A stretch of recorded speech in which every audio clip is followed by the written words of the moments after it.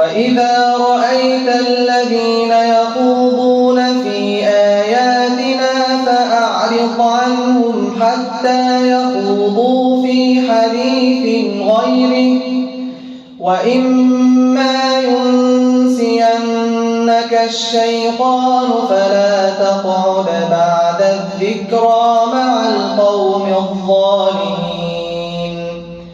وما على الذين يتقون من حسابهم من شيء ولكن ذكرى لعلهم يتقون.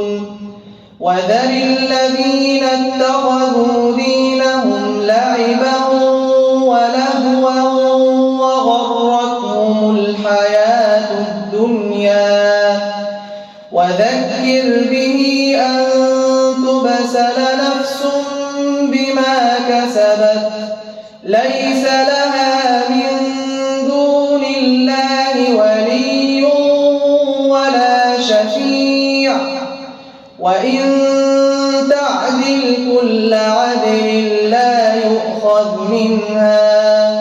أولئك الذين أبسلوا بما كسبوا لهم شراب من حميم وعذاب أليم بما كانوا يكفرون.